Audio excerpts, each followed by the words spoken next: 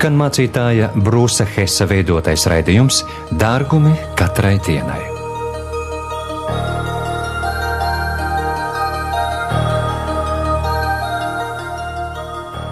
Paņemiet lūdzu savu bībeli un atveriet jauno derību Mateja evaņģēlijas 6. nodaļu.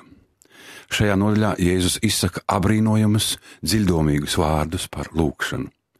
Ieskatīsimies 5. pantā, viņš runā ar saviem mācekļiem un saka: un kad jūs Dievu lūdzat, nedariet kā liekuļi, jo tie mēdz sinagogās un ielu stūros stāvēdam Dievu lūgt, lai ļaudīm rādītos. Izlasīsim arī 8. pantu, kur viņš turpina: tad nu netopiet tiem līdzīgi. Un tad atlikušajā panta daļā arī redzam šo interesanto apgalvojumu: jo jūs tēvs jau zina, kā jums vajag, pirms jūs viņu lūdzat. Veltīsim mirklīti, lai padomātu par šiem vārdiem. Ja tā ir tiesa, kāpēc tad vispār lūgt? Ja jau viņš zina visu, kas mums ir vajadzīgs, zina visas lietas, zina pat to, ko mēs teiksim, kāpēc lūgt? Es domāju, ir 2 iemesli, kāpēc lūgt, un šajā dienā gribu ar tiem padalīties. Pirmais ir tas, ka lūgšana ir iedrošinājums pastiprināt mūsu attiecības ar Dievu. Tas ir viens no iemesliem, kāpēc lūgt, neskatoties uz to, ka viņš zina, kas mums ir vajadzīgs, pat pirms mēs vēl to lūdzam. Tas ir iedrošinājums padziļināt attiecības ar viņu. Komunikācija ir viens no iedarbīgākajiem veidiem, kā uzlabot attiecības.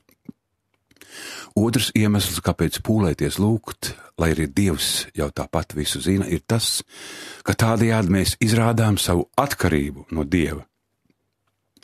Jau vairākas nedēļas mēs esam veltījuši Bībeles studijai ar nosaukumu Gatavs cīņai. Tās pamatā ir vēstules Efeziešiem 6. nodaļa. Atvērsim to. Pēdējās reizes mēs esam runājuši par to, kā mēs visi katru dienu dzīvojam ienaidnieku okupētajā teritorijā un esam iesaistīti garīgā cīņā. Katru dienu sastopamies ar tumsas valstības uzbrukumiem. Vēstules Efeziešiem 6. nodaļas 11. pantā redzam, ka ienaidniekam velnam ir savi plāni, savas viltības un metodes. Viņa pašmērķis ir piekrāpt, aptumšot, apsūdzēt un pavedināt. Esam lielā mērā uzsvēruši, ka paši savā spēkā esam mazākumā. Lai varētu pastāvēt šajā karā, mums nepieciešams dievišķs aprīkojums. Efeziešiem 6. nodaļā ir atklātas 2 šī dievišķā kaujas aprīkojuma daļas. Pirmā, par ko lasām no 11. līdz 17. pantam, ir Dieva bruņu tērps. Mēs pavadījām 2 nedēļas, lai aplūkotu katru no šī bruņu tērpa elementiem. Tiem visiem ir jābūt īstajā vietā, lai mēs varētu efektīvi cīnīties pret ienaidnieku stratēģijām.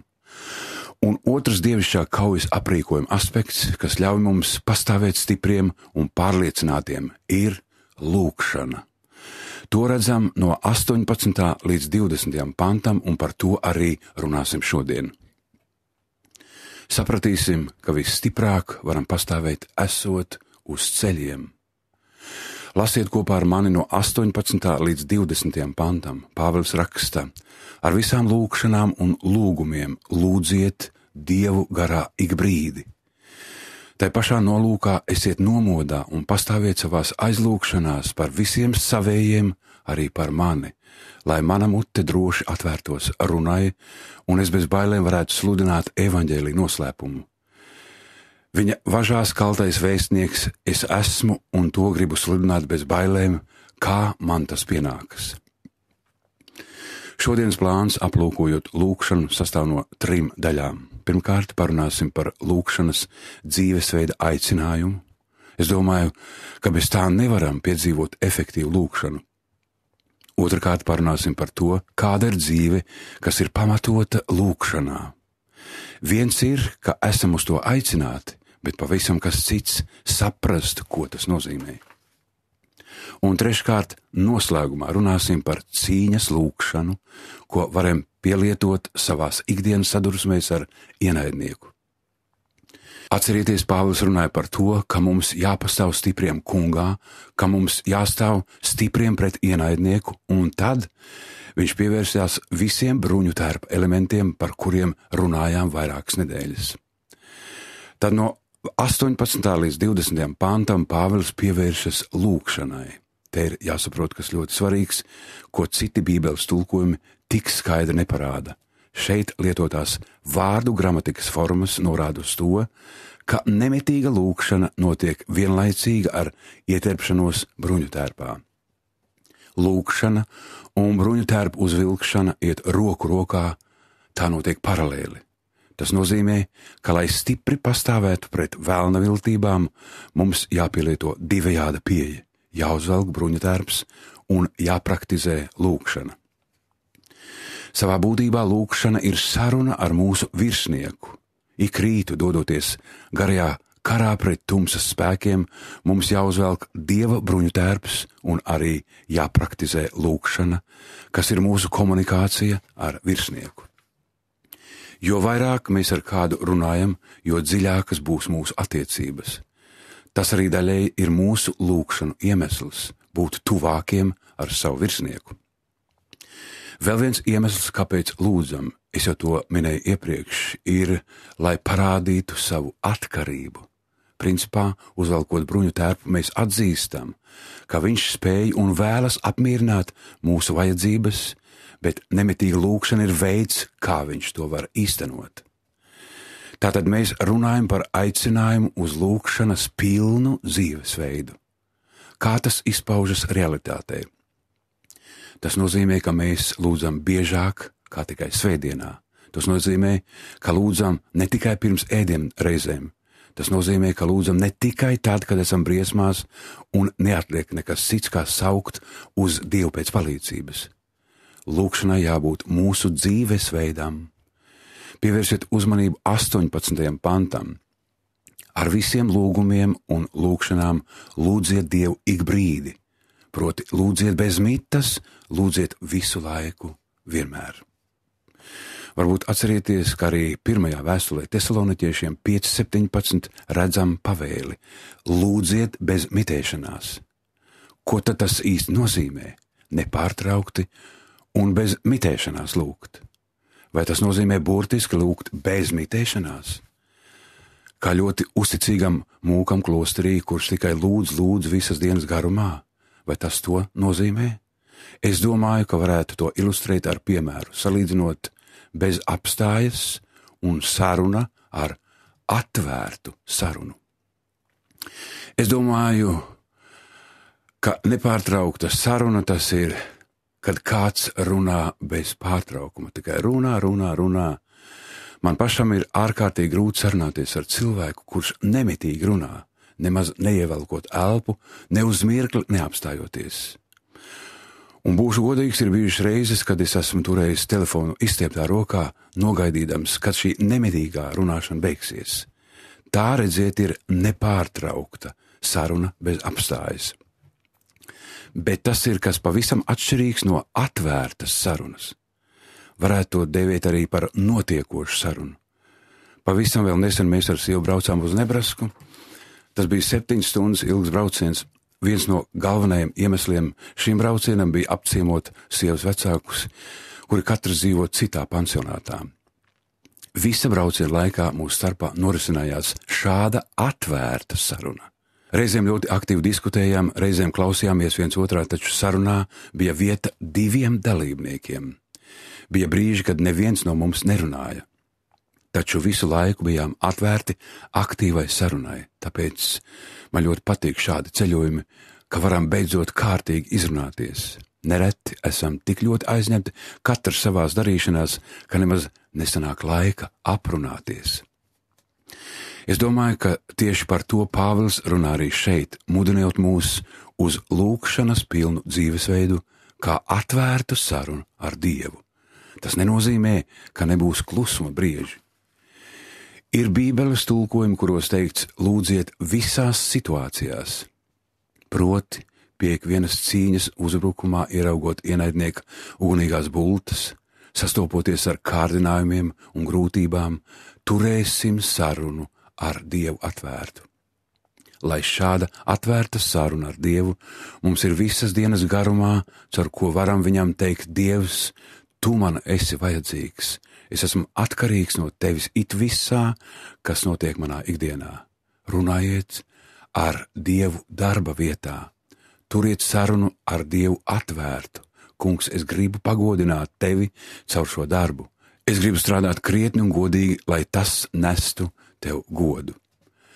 Arī kā students, skolnieks, tu vari būt atvērts savā sarunā ar Dievu. Kungs, tu zini, ka vēlos izvairīties no kārdinājumiem. Man ir grūti rīkoties pareizi, izvēlēties to, kas tevi pagodinātu. Tu vari arī teikt viņam: maini mani, kungs, jo man ir grūti novirzīt domas no sevis un rūpēties par citiem. Šādu atvērtu sarunu vari praktizēt arī, ja esi māte ar maziem bērniem un katru dienu tīri māju neskaitāmas reizes, maini autiņus un mazgā traukus. Kungs, jā, tā ir mana ikdiena, taču gribu kalpot tev un saviem bērniem un būt par piemēru viņiem. Arī kā tēvs pavadot laiku ar saviem pusaugu bērniem, vari būt atvērtā sarunā ar Dievu. Var viņam teikt: Dievs, man ir nepieciešama tava pacietība un gudrība attiecībās ar viņiem. Neaizmirstiet arī par atvērtu sarunu ar Dievu konflikta laikā. Tad ir īstais brīdis teikt Dievam: Kungs, es gribu stāties pret sātana nodomiem šajā brīdī, jo viņš vēlas ienest ienaidu un iznīcināt attiecības, bet es gribu cīnīties pret to. Ja atceraties par Dievu, tad pašā strīda laikā jautājiet viņam: Dievs, kā es šajā situācijā varētu nest mieru un izlīgumu? Tāds ir lūgšanas dzīvesveids. Tā ir nepārtraukta atvērta saruna ar Dievu. Domāju, ka Pāvils cenšas uzsvērt to, ka lūgšana ir neatņemama daļa mūsu ikdienas attiecībās ar Dievu. Tagad, kad esam noskaidrojuši, gribu parunāt par to, kā konkrēti tas izskatās dzīvē. Kāda tad ir dzīve, ko raksturo lūgšana? Mēs aplūkosim vairākas pazīmes. Pirmā pazīme, kur Pāvils min vēstulē Efeziešiem 6, ir dažādība. Ja vēlamies ieviest lūgšanas dzīvesveidu, bez dažādības neiztikt. Atskatoties vēlreiz uz 18. pantu, redzam, ka mums jānāk Dievu priekšā ar visiem lūgumiem un lūgšanām. Es pieņemšu, ka jūs lielā mērā esat tādi paši kā es, un visbiežāk mūsu lūgšanu dzīve aprobežojas ar palīgās saucieniem dziļās krīzes situācijās. Palīdzi, man vajadzīga palīdzība. Taču ne tāda ir dzīve, ko raksturo lūgšana. Arī lūgšanu dzīve ir dažāda. Ir personiskas lūgšanas, ir publiskas lūgšanas, ir īsas un garas lūgšanas, ir ieplānotas, kā arī pilnīgi spontānas. Vieta ir slavai un abrīnai, tāpat arī grēku atzīšanai un nožēlai. Nemaz neminot mazus lūgumus, palīgā saucienus, kā arī pateicības lūgšanas. Vai saprotiet, lūgšanas ir dažādas. Atkārtošos, taču domāju, ka joma, kurā mēs visi varētu vēl daudz mācīties un augt, ir tieši slavas un pateicības lūgšanas. Es jau vairākus gadus esmu pie tā ļoti nopietni strādājis. Man šķiet, ka tā pa īstam es to aptveru 2001. gadā, kad man atklāja prostātas vēzi. Es pēkšņi sapratu, ka neesmu Dievam pietiekami pateicies. Pateicies par viņa uzticamo gādību. Kad jūs pēdējo reizi pateicāties Dievam, ka spējat sagaršot ēdienu? Pateikties par krāsām, kas apņem mūs no visām pusēm, par smaržām, ko varam sajust, par ēdienu un ūdeni, jo tik daudziem tā visa pietrūkst. Pateikties viņam par apģērbu, par visām sveitībām, ko varam baudīt. Katru dienu pienest viņam pateicību par viņa uzticamību un žēlastību. Slavēt viņu un pateikties par viņa garīgajām rūpēm, garīgo bruņu tērpu. Tātad viena no lūgšanu pilnas dzīves veida pazīmēm ir lūgšanu dažādība. Šajā pašā nodaļā ir minēta vēl otra pazīme – sīkstums. Ievērojiet, 18. panta beigās teikts: esiet nomodā. Burtiski tulkojot, tas nozīmē būt pastāvīgiem uz kaut ko. Mums jābūt pastāvīgiem uz lūkšanu, stingri pie tās jāturas. Nevaram izturēties pret to vienaldzīgi. Runājot par dievišķo cīņas aprīkojumu, lūkšana ir pats svarīgākais ierocis garīgajā cīņā. Man ir vēl pāris piezīmes šajā sakarā. Kāpēc ir svarīgi to sev atgādināt? Pirmkārt jau tieši tāpēc, ka lūkšana ir veids, kā izsakām savu atkarību no Dieva. Man nākas atzīt, ka tā nav manas miesas dabīgā tieksme. Miesas dabīgā tieksme ir dzīvot pēc sava prāta un savām vēlmēm. Un otrs iemesls, kāpēc ir svarīgi neaizmirst par pastāvīgām lūkšanām, ir tas, ka ienaidnieks ir apņēmies mūs apturēt no jebkādām lūkšanām, jebkādām sarunām ar Dievu, jo viņš zina, ka lūkšana ir daļa no mūsu garīgās cīņas aprīkojuma, un ja viņam izdotos mūs atšķirt no lūkšanas, viņš spētu izcīnīt uzvaru. Un būsim godīgi, kāda parasti ir mūsu rīcība? Kad visas vētras ir apklusušas, apstākļi uzlabojušies, viss iet kā plānots, mēs mēdzam aizmirst par lūkšanu. Viss šķiet kārtībā, varu tagad tik ļoti neiespringt uz lūkšanām, bet ko dara ienaidnieks, kad mēs atlaižam lūkšanu? Tas ir īstais brīdis viņa uzbrukumiem, jo mūsu aizsardzība ir novājināta. Bet reizē mēs vienkārši nogurstam, mūsu spēki ir izsmelti. Sātanam ļoti patīk dzirdēt mūs sakām, ka nejūtam spēku lūkšanai. Tāpēc ir svarīgi iemācīties lūgt pastāvīgi. Kungs Jēzus stāstīja līdzību par šo pašu tēmu. Tā atrodama Lūkas evaņģēlija 18. nodaļā no 1. līdz 8. pantam. Viņš stāsta šo līdzību, lai pamācītu mācekļus nemitēties lūgt un nezaudēt dūšu. Tas ir stāsts par netaisno tiesnesi un atraitni, kas ierodas pie viņa ar savu vajadzību. Viņa izklāsta tiesnesim savu lūgumu, taču viņš to noraida un saka, ka neveltīs tam savu laiku. Pēcāk viņa atgriežas, taču tiesneša atbilde ir tāda pati, bet sieviete turpina atgriezties atkal un atkal, un galu galā viņa ir bijusi pie tiesneša jau tik daudz reižu, ka viņš beidzot saka, labi, es to atrisināšu. Un tad Jēzus saka, Dievs ir pilnīgi pretējs šim netaisnajam tiesnesim. Tāpēc lūdziet un nezaudējiet drosmi. Mums jāatceras nekad nepadoties savās lūkšanās. Mēs runājam par lūkšanas dzīvesveida pazīmēm. Pirmā, ko Pāvils šeit min, ir dažādība, otra ir pastāvība, un trešā, ko redzam vēstules Efeziešiem 6. nodaļā, ir spēja koncentrēties uz citiem. Tas pats 8. pants – esiet nomodā un pastāviet aizlūkšanās par visiem savējiem. Man patīk, kā tas pateikts kādā angļu tulkojumā – lūdziet par visiem Dieva cilvēkiem. Redzēt, ļoti vienkārši. Es zinu, ka manas lūkšanas lielākoties ir koncentrētas vienīgi uz manām vajadzībām. Un varu to apgalvot, ka tāpat tas ir arī ar jums. Vai arī jums tā ir?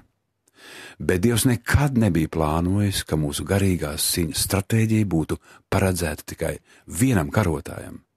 Tāpēc arī lūkšanas dzīvesveids ir orientēts uz citiem, un šī nav vienīgā raksturvieta, kur Pāvils par to runā. Atveriet ar mani vēstules Efeziešiem 1. nodaļu. Tur no 15. līdz 19. pantam redzam Pāvila lūkšanu. 16. pantā viņš saka, es arī nebeidzu pateikties Dievam par jums, pieminēdams jūs savās lūkšanās, aizlūgdams, lai mūsu Kunga, Jēzus Kristus Dievs un godības pilnais Tēvs jums dotu gudrības un atklāsmes garu, lai jūs labāk viņu izprastu, apgaismotu gara acis, lai jūs zinātu, kādu cerību dod viņa aicinājums un kādu godības gādību viņš savējiem liek iemantot, un cik pārlieku liels ir viņa spēka mērs, kas parādās pie mums ticīgajiem. Pāvils pats parāda piemēru, kā lūgt par citiem. To arī redzam 3. nodaļā no 16. līdz 19. pantam. Pāvils saka, lai viņš savā godības bagātībā jums dotu svēto garu un darītu stipru jūsu iekšējo cilvēku, un lai Kristus jums ticību turot mājotu jūsu sirdīs, un jūs ieskaņotos un stipri stāvētu mīlestībā, ka līdz ar visiem svētajiem jūs spētu aptvert, kāds ir platums, garums, augstums un dziļums, un izprastu Kristus mīlestību, kas ir daudz pārāka par katru atziņu, un ar to piepildīt iegūtu visu Dieva pilnību. Redziet viņa piemēru. Lūgšanu dzīvesveids ir orientēts uz citiem. Taču Pāvils ne tikai mums rāda savu piemēru. Viņš arī pats lūdz pēc aizlūgšanām. To redzam 19. un 20. pantā. Pāvils pamāca, lai lūdzam par citiem, un tad saka, lūdziet arī par mani, lai mana mute droši atvērtos runai, un es bez bailēm varētu sludināt evaņģēliju noslēpumu. Viņa važās kaltais vēstnieks es esmu, un to gribu sludināt bez bailēm, kā man tas pienākas. Kaut kādā ziņā tam vajadzētu mūs pārsteigt. Galu galā šis taču ir dižais pagānu apustulis. Šodien ir daudz cilvēku, kur raksta grāmatas par to, ka bijuši debesīs un atgriezušies atkal uz zemes, un šis vīrs tiešām bija to piedzīvojis, un viņš saka, man vajadzīgas jūsu aizlūgšanas. Ja jau viņam bija vajadzīgs lūgšana atbalsts, tad ko tas pasaka par mums? Tas, kas man sajūsmina visvairāk, ir fakts, ka aizlūgšana nepakļaujas geogrāfijai. Lai aizlūgtu par kādu cilvēku, man nav jābūt viņam tieši blakus. Pāvils atrodas cietumā un lūdz pārējos iestāties aizlūgšanās par viņu, lai viņa kalpošana tur nestu augļus. Kāds tad ir lūgšanas dzīvesveids? Tajā ir liela dažādība, pastāvība. Tas ir koncentrēts uz citiem, un ceturtais elements, ko Pāvils šeit atklāja, ir gara vadība. 18. pantā ir teikts, ar visām lūgšanām un lūgumiem lūdziet Dievu garā. Nepārtraukta lūgšana garā. Varētu šos vārdus pārfrāzēt un teikt, lūdziet visu laiku gara vadīti. Ko nozīmē lūgt garā? Ko nozīmē lūgt gara vadītiem? Es domāju, tam ir divi paskaidrojumi. Pirmkārt, lūgt garā, jeb gara vadībā nozīmē, ka atļaujam svētajam garam mūs vadīt, pateikt, par ko un kā mums vajadzētu lūgt. Un es domāju, ir ļoti svarīgi atcerēties, ka svētais gars ir mūsu palīgs. Viņa uzdevums ir mūs vadīt un mums palīdzēt. Attīstot lūgšanas dzīvesveidu, ir svarīgi sagaidīt, ka Dieva gars mūs vadīs lūgšanā. Es pats pie tā strādāju jau vairākus gadus. Es tiešām esmu pārliecināts, ka lūgšanas dzīvesveids nav iespējams bez Dieva palīdzības un vadības. Un tieši šī atvērtība Dieva garam ir viena no sekmīgas lūgšanas pamatakmeņiem. Kad viņš man atgādina par kādu konkrētu cilvēku, es nedomāju, ai cik dīvaini, es par šo cilvēku tik ilgi neesmu domājis, kāpēc man viņš tagad nāk prātā? Nē, es domāju, ka tādējādi svētais gars mani vada aizlūgšanā par šo cilvēku. Reizēm tās ir kādas situācijas no manis vai kāda cita dzīves, kas ienāk man prātā, un tad ticu, ka Dievs mani mudina uz lūgšanu. Reizēm tas notiek, kad brauc pie stūres, citreiz, kad strādāju dārzā. Taču ikreiz, kad tas notiek, es esmu gatavs, ka svētais gars mani vadīs lūgšanā.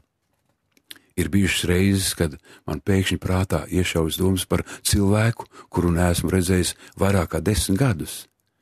Tā vietā, lai prātot no kurienes un kāpēc šādas domas, es esmu sapratis, ka tas ir svētais gars, un es esmu gatavs lūgšanai. Runājot par lūgšanu garā, jeb garvadībā, šis ir viens no novērojumiem. Otrs, kas, manuprāt, ir ārkārtīgi jauki, ir svarīgi ļaut svētajam garam aizlūgt par mums. Vai varat atcerēties kādu situāciju grūtības, kad bezspēkā sapratāt, ka pat nespējat lūgt? Varbūt, kas tāds ir noticis pavisam nesen. Es esmu to piedzīvojis. Reizēm viss ir ļoti sarežģīts un samežģās, ka nezinu, ko darīt. Atšķiriet ar manu vēstuli romiešiem. Šeit atrodam kāda iedrošinoša rakstu vieta. 8. nodaļa, 26. un 27. pants. Pāvils raksta: bez tam arī gars, svētais gars, nāk palīgā mūsu nespēkam, jo mēs nezinām, ko mums būs lūgt un kā. Redziet, ir brīži, kad mēs paši nesaprotam, kā īsti lūgt, taču ir teikts, bet pats gars aizlūdz par mums ar bezvārdu nopūtām.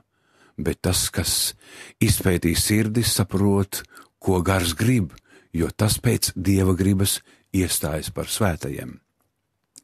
Mums ir jāļauj svētajam garam aizlūgt par mums, un kā to lasām šeit, viņš to dara veidā, ko grūti izteikt vārdiem. Burtiski tulkojot, tas skanētu, ka neizsakāmā veidā. Mēs nedzirdam svētā gara vārdus savās ausīs, viņš to dara neizsakāmā veidā. Kādā angļu valodas bībeles tulkojumā teikts, svētais gars nāk mums talkā un izrunā lūgšanas mūsu vietā. Fascinējuši ir tas, ka tad, kad nezinu, kā lūgt, kad nezinu, kāda ir Dieva griba, svētais gars spēj vienmēr lūgt saskaņā ar Dieva gribu, jo viņš ir Dievs. Es esmu to piedzīvojis vairākas reizes. Es esmu bijis situācijās, kad nezinu, ko un kā lūgt, un visu, ko varu pateikt, svētais gars, vai tu varētu aizlūgt. Es tagad vienkārši paļaušos uz tavām lūgšanām, jo tu zini, pēc kā tagad lūgt. Esmu bijis kopā ar cilvēkiem, kuri vaicā pēc lūgšanu padomu un pabalsta, bet sarežģītās situācijas dēļ arī man trūkst gudrības, un tad ir nācies atvērt šo rakstu vietu un kopīgi lūgt svētajam garam palīdzību. Mīļie, patiesība ir tāda, ka mēs visi esam iesaistīti garīgā cīņā. Ja cīnāmies paši saviem spēkiem, nekad nespēsim uzvarēt, taču Dievs mūs nav atstājis vienus pašus. Viņš ir sarūpējis dievišķu kaujas aprīkojumu, kas ietver bruņu tērpu un lūgšanu. Lūgsim kopā. Tēvs, mēs Tev par to visu pateicamies. Mēs pateicamies par Tava vārda patiesību. Mēs lūdzam, ka iegūtu pārliecību par to, ko Tavs vārds saka, un lai uzbrukuma laikā mēs zinātu, kur slēpjas mūsu uzvara. Lai kārdinājuma laikā mēs zinātu, kur atrast spēku pretoties. Lai grūtību laikā zinātu, kur meklēt savu cerību. Galu galā mūsu ticība nav likta savā spējā uzvarēt, bet gan uzvarētājā. Āmen!